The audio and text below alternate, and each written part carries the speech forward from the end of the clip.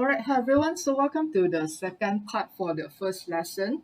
Alright, so just now we have had a recap or some background information about univariate data. So now we'll be looking into what we need to learn in this topic, which is bivariate data. Okay, so we'll be looking at how to identify and describe the association between two categorical variables. So before we move into the learning outcome of today, we'll be actually looking at overview on what are the content that we are going to learn throughout this topic. Okay, then after that, we'll be looking at the first learning outcome here, which is how to construct a two-way frequency table and to determine the associated row and column sum or percentage. Okay, so let's start with the overview. Okay, so just now we talked about univariate data, right? So univariate as if uni is one variable, then variate is like variable. So that's why univariate data is like data with one variable. So that's why our focus here in this topic is called as bivariate data. So bi meaning two. So that's why bivariate data is basically the data with two variable.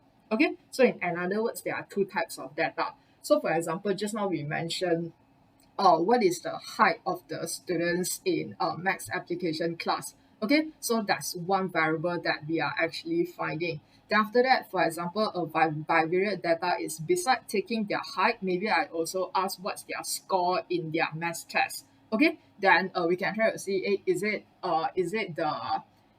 a student with is it a taller student have a higher score or has a lower score, then is the height going to explain the difference in the score that they get in the test. Okay, so that's the idea. So some stuff like bivariate data someone will be like, for example, when you talk about the favorite ice cream flavor that you like. Okay, so yeah, maybe the other variable that I try to get is like the gender. Then I try to see whether there is a relationship between this variable or not, like whether the difference in the gender will actually explain the different ice cream flavor that they preferred. Okay, so that's the idea. So with bivariate data analysis, so like what I said just now, we are interested to actually compare two set of the data and to see whether there's an relationship or not. Okay, so basically what we have is we have two variable, right? So for example, let's try to put it like x and y. Okay, so x is the one that is the explanatory variable. We are going to talk about that in a future lesson, but in this chapter I don't want to confuse you that much. But basically we have these two data, right? For example, just now we talk about the height and the score. So as if like we want to see whether the difference in height can actually can actually explain the difference in their score or not. So the height will be my x, and I want to see whether x makes a difference in y or not. So meaning if x changes, is y going to change as well? Okay, so that's the idea. So this relationship is also called as correlation or also association. So this is the words that you will be actually look at it like very often when we are in this chapter. So this is like our basic to understand to actually find out what's the relationship between two set of data. So this is why we are carrying out all this analysis. Okay. So in this chapter, right, we will be looking at two types of bivariate data as well. So the first one is categorical data and the second one is numerical data. Okay, so I hope that you still remember this is more on descriptive and this is more on numbers. Okay, so there are some difference and some contents that we are going to learn like respectively for these two types. So first one is the summary of the data. So for the categorical data, we'll be always using a two-way frequency table. So later we'll be spending some time looking at this. So two-way frequency table. So a table will look something like this. Either you will have your x, so let me try to draw like this. Yeah, so either you will have your x here, you have your y here, then after that you will be given like all your data here. Okay, so two-way as if this is like x, this is like y.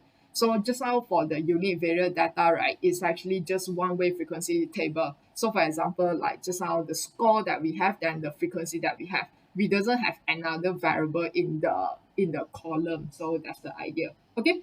Then the other one will be maybe my x is in the row, so meaning I will have my x here, then after that my y over here.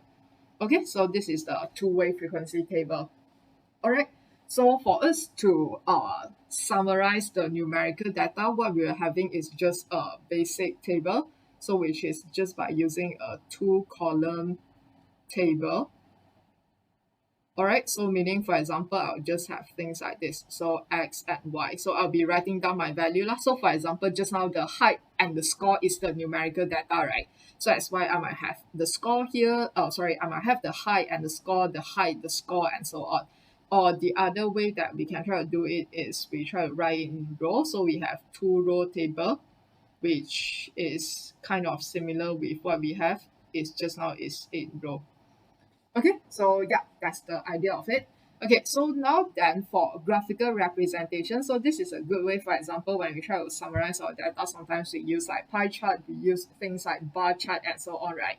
So for categorical, we have what we call as proportional graph, or sometimes it's also called as stack column graph. Okay, so we'll be looking at this in the second lesson, so meaning for next week. All right, so stack column graph. So the graph will actually look like this. It's a bit similar like your bar chart, but also it's different. Yeah. So stack column meaning that what we have is we have our x here.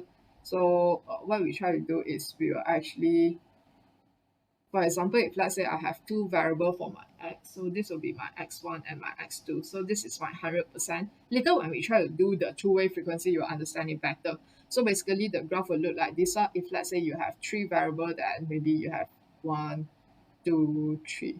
So when you try to compare, then maybe y1 here is lesser than y2 here is lesser than y3 here is having a large part. Okay, so what is that meant by the difference here? Then we'll be looking at it in the lesson next week. Okay, then for numerical data, we also have the representation, which is the scatter graph.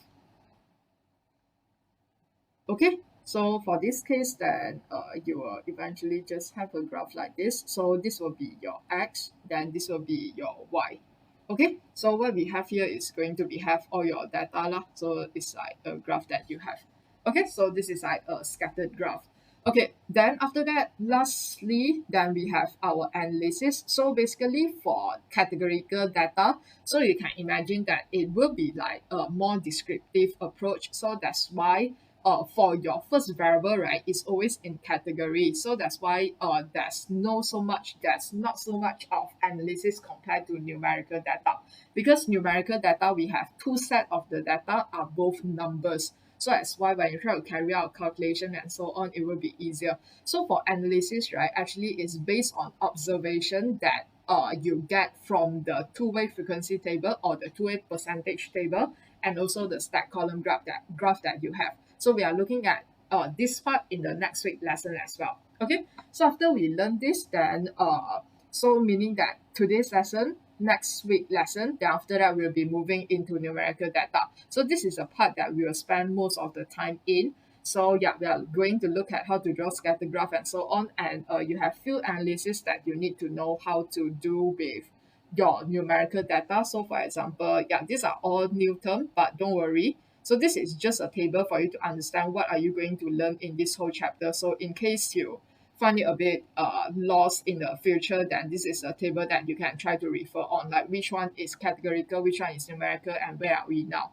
Okay, so we have the field here, which is like correlation coefficient, which is R, and also we have linear regression. Then how do you find the equation or the model and to see whether this data set is suitable for a linear regression model or not. Then also we have coefficient of determination.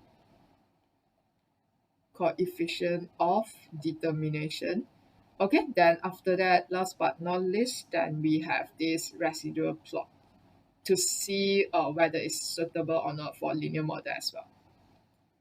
Okay, then we'll be using our answer here to actually do some forecasting as well. So this is like for analysis and how we use on analysis to actually help us to solve our problem. Okay, so this is like the whole idea on what we are going to learn in this chapter. So for today, we are going to look at only this part. Okay, and we are not really talking about so much of the association part yet. So it's mainly about calculation part and for you to understand the difference between the different table that you have. For example, if let's say you are using row, column, if you are using row percentage, if you are using column percentage, then what's the difference of the information that you get? All right, so let's start with today's session. Alright, so bivariate data can be represented in a two-way frequency table. Okay, so and I mean all the parts that we are going to look at later, we'll be looking at this example. Then we try to understand each component of it. Alright, so yeah, so this is just a very basic calculation and it's very easy. So you just try to understand from it. So yeah, if you let's say you have any question, that feel free to just approach me personally or just attend tomorrow consultation hour. Okay, so yeah, we have this example. So every student in San Michael High School is required to enroll in one extracurricular activity. So the school counselor actually recorded the data on the extracurricular activity with their gender for all the 8th grade students. Okay, so this is a table that shows two-way frequency table here. So as you can see, so this is a column for the gender and this is a column for, sorry, this is a row for the gender and this is a column for the extracurricular activities.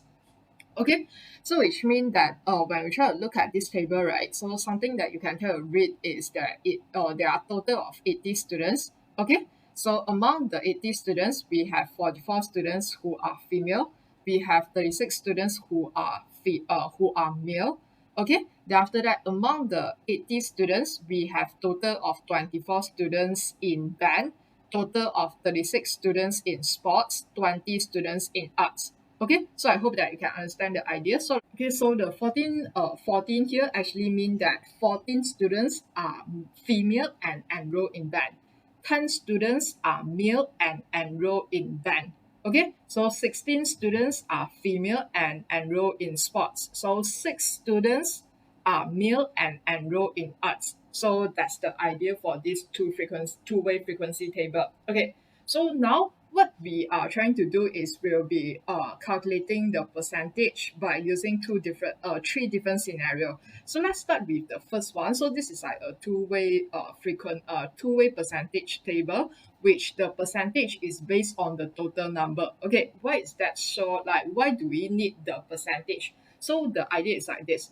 So based on this table, right? So when I try to look at the band here, then perhaps one of the assumption that I try to make is like, comparing female and male, then female actually interested in band more than male. Okay, because of the number of female in band is actually higher than the male, right? So 14 versus 10.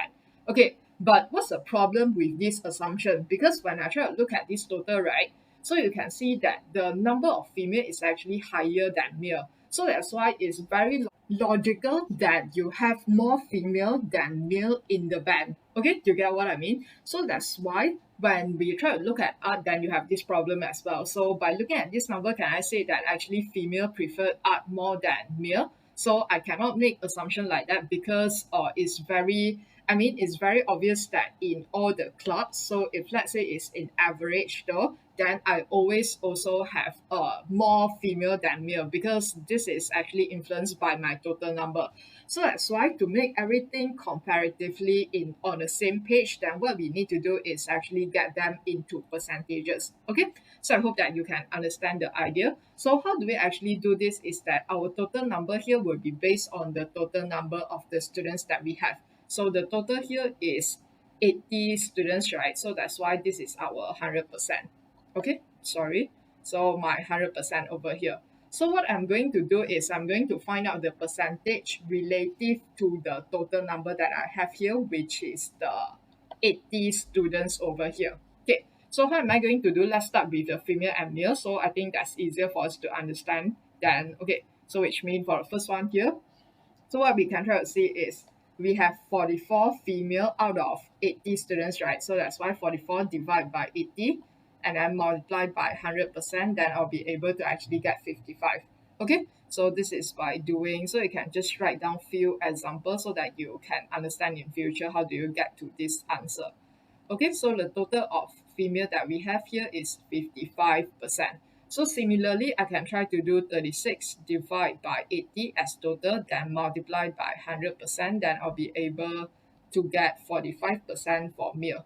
So which means in this case, among 80 students, among the 100%, I have 55% is male and 45% is, I have 55% is female and 45% is male.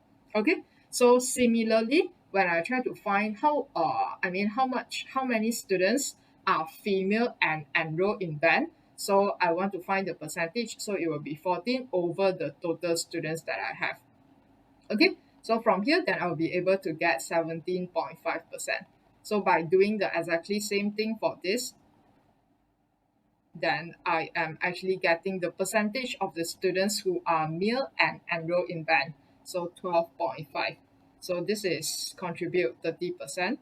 Okay, so either you can plus them together or it's like 24 divided by 80 multiply 100%, you should be able to get the same value. If you didn't, that means something is wrong already.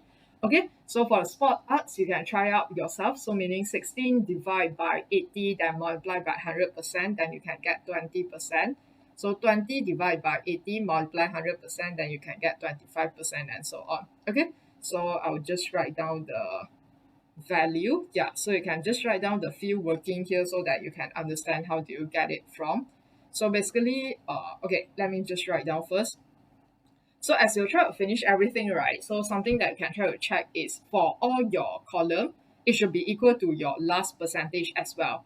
Okay, so because this is like the percentage of the students who are female and enroll in band. So this is for who are male and enroll in band. So total band, then it will be female plus male, then you get the total, right? Then after that, it's the same thing. So if let's say you are having this number, this number, this number, so that's why this so students, female that enroll in band, female that enroll in sports, female that enroll in arts is going to add up together and give you the total in female, right? So that's why when you add up this, and it should give you 55 also. So similarly for the male and all the row that you have here. So 55 plus 44, 45 give you 100%, and for the row part is also the same, it will give you 100% as well. Okay, so what are the information that we can try to get? So we can observe that there are 80 students that responded to the survey, right? Okay, so from this table, we can see that there are actually 55% of female, okay, and 45% of male. All right, so there are 30% of students who enroll in band, 45% of the students who are enrolled in sports, and 25% who are enrolled in arts. So comparing to the raw number that we have, right, eventually when you try to put in this, then it will be actually much more clearer for us to rate. So for example, so meaning that the extracurricular activities with the most percentage of the students who enroll in it is obviously going to be sports. Then the least one will be the art. Okay, so after that, how many percent of the students are male and enroll in band? So male and then enroll in band, then it will be here. So 12.5% of the students are male and enroll in band. Okay, so how many percent of the students are female and enroll in art? So female and enroll in art, so 17.5%. Okay, so I hope that you can understand the information that actually you can get from this table, because in the next part we are going to look at the row percentage and column percentage, and if let's say you are confusing with this one, then it will be kind of a bit slightly challenging for you to understand that. So that's why it's important for you to understand how do you get all this value here, and to understand how do you read the observation here. Okay, so now we'll be looking at the next part, which is the row percentage. Alright, so except by finding the percentage by using the total number that we have, we can also consider the percentages of the row total. So for the percentages that uses the row total, we will call it as the row percentage. Okay, so now I'll be showing you the difference. So this is the same set of data that we have for the previous example.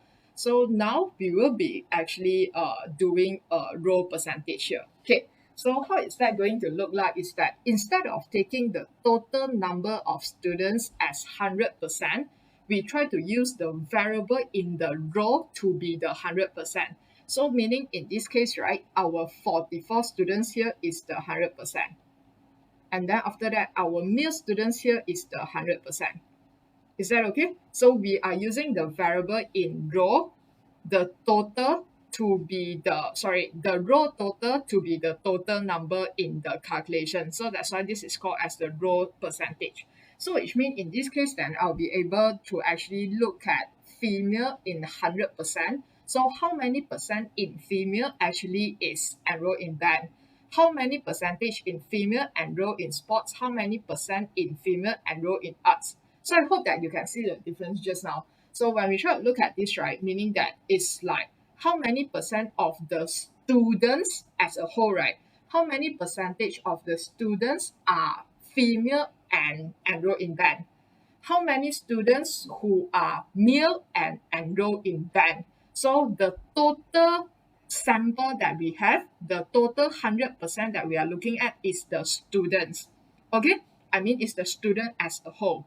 So in this case, when we try to find out the row percentage, meaning that we are looking at, for example, the female as a whole, how many percent of female enroll in band? How many percent of female enroll in sports? So I hope that you can hear the difference of the sentence that I mentioned here. Okay, so how do we actually find it? So meaning that our total for the female now will be our total that we try to put in our calculation. So in this case, it will be 14 over 44, okay, multiplied by 100%. And this is how I get to my answer, 32%. All right, so you might have a question that normally how many decimal places that you need to do. So this is a very interesting thing about OSMAT. So there is no specific answer for your, I mean, it's not like IGCSE that is obviously every time you will need to write three or significant figure. There's no such thing in OSMAT. But in the real exam, normally if let's say you are given a percentage table, right? Normally you will be given some of the element. So your decimal places should be following the example that they give. Okay, so which means if let's say they try to put in like this column and maybe they already give you like one decimal places, meaning your the other one should be following one decimal places as well. If let's say it's nearest to 1%, then you'll be just writing nearest to 1%. So it depends on what's the requirement of the question. All right. So in all the cases here, to make things easier, we'll just write everything to the nearest 1%. Okay. So after that, for sports, it's just the same thing. So 16 divided by my total now is the female. So 44 multiply 100%. Okay, then I'll be able to get 36. Okay, then after that for arts is 14 over 44 multiply 100% as well. Then this is how I get to my answer, which is 32. So when I try to add them up together, then I should be able to get 100% as well. Sometimes you wouldn't be able to get 100% because of the rounding, so that's fine as well. So you can just write down 101 or 99%, then you just do a bracket, then write down due to the rounding error. Okay, so all right, so for the meal is the same thing. I'm just going to write down the first one. So it's 10 divided by 36 and then multiply 100. So this is how we get 28. Okay, then after that, you can move on for the other one. So 56 and 17. So when you try to add them up, then, yeah, okay, so this is a number that you will have 101. Okay, so you can just, instead 100, you can just write down 101. That's totally fine. Then you just write down it's because of the rounding off. Okay, so that's the idea, which means that if let's say you try to write 2DP, then maybe you can actually get 100. So it's because of the rounding issue, so you can just state it that. So don't worry too much about that. Okay, so now we'll be writing down some of the information as well. So for example here, so yeah, you can see the words here is different. So how many percent of the female students enroll in band? So you are looking at the female as a whole. So how many percent is 32%? Okay, so how many percent of the male students actually enroll in sports is 56.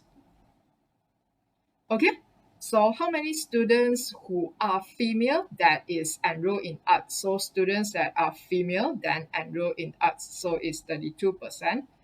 Okay, so compared to the male that enroll in arts, so you have 17% of male enroll in art. Okay, so this is the part where we will actually discuss about association already, but I'm not going to do it in this week, so perhaps we'll try to do it in next lesson. So for today, it's going to be much more technical part, which for you to understand the table and for you to know how to calculate. Okay, so because of this is a row percentage, right? So that's why you have a total for each row, but then for the column, we wouldn't have this column anymore because when I try to add up that's I mean it means it didn't brings any meaning lah. For example, when you try to plus it then you get 60%, then when you plus it then sometimes you'll get over 100% as well. Okay, so that's the idea of it. So if let's say you are using a row percentage, then you'll be having the total for the row. Okay, so now similarly, if let's say we have row percentage and also we have column percentage, so for the percentage that we are using the column total, we are calling it as the column percentage. Okay, so now it's going to give us a different indication again. So the numbers that you get here, right, will be different than the numbers that you get here. So what happened is now the percentage of the total that we are looking at is for each column. So in this case, then this is going to be my 100%, 100%, and 100%. Okay, so now we will be looking at the total for the band, the sports, and the arts as our total. So which means that the question that I try to ask here is how many percent of students who enroll in band are female? How many percent of the band members are male? How many percent of the students who are in sports are female? Okay, so you see the total that I try to limit now is based on the extracurricular activities already, and that eventually give us another information. Okay, so now similarly, so now we are looking at band, so the total here is 24. So that's why for a female is 14, so 14 over 24, and this is how I multiply 100%, and this is how I get 58. So similarly for male, then I have 10, right? So 10 over the total of 24 multiply 100%, and this gives me an answer for 42%. So you can see that gives you 100% of male. So basically, meaning among the band members, 58% are female, 42% are male. Okay, then after that, we are going to do exactly same thing for sport and art. So I'm just going to write down one. So 16 over 30, so this is 1, sorry, so 100. Okay, and this will give you 44%, and for the meal will give you 56%. So same thing you can try to carry out for art. So this is what you get. So you can see when you try to add up, then they will all give you 100%. Okay, so this is the idea of it. So the information that we can try to observe here is that so how many percentage of the students who enroll in band are male? So the students who enroll in band, the total is here. So how many percent are male? So it's 42. Okay, then how many percent of the students who enroll in sports are female? So the students who enroll in sports like as 100%, because this is like our total, right? So are female, so we are looking at the female part, so 44%. Okay, so when you try to do comparison, then it will be among the category for the gender already lah now. So which means that if let's say we are trying to look at the band, the sports, and the arts for all the male, so we can see that 42% of students enroll in band are male, compared to 55, 56% of students who enroll in sports are male, and after that 30% of students enroll in arts are male. Okay, so these are the comparison or the association that we are going to discuss in the next week when we try to discuss the stack column graph. Okay, so I hope that you can see the difference of these three different type of graph. So which means this one is basically based on the total number that you have as a total. So which means in this case, it will be the total number of students, which 80 as your total. So whatever percentage that you are trying to explain here will be like how many percent of the students are this one and this one. Okay, then how many percent of the total students here who are male and then sports. So that's the idea. Then after that, when we move on for the row total, then we are looking at the total in the row. So the total in the row here is based on the gender. So that's why we are looking at female as 100%, male as 100%. So we are using the total for the row. Okay, so which means as we try to explain this table, then it will just become like 32% of So 32% of female students are in band. 36% of female in sports, 62 female students in art. So that's the idea. So for the last one is based on column. So that's why our total is the extracurricular activity. So when you try to read this, then which means it will become 58% of band students are female. 42% of band students are male. Okay, so that's the idea. So yeah, spend some time to understand it and also to complete your homework. So I hope that the first chapter isn't that challenging for you guys yet. So if let's say you have any question, then feel free to attend and ask your question in the consultation hour tomorrow. And of course, you can try to approach me personally as well. Okay, so all right, that's it for today's lesson. Thank you.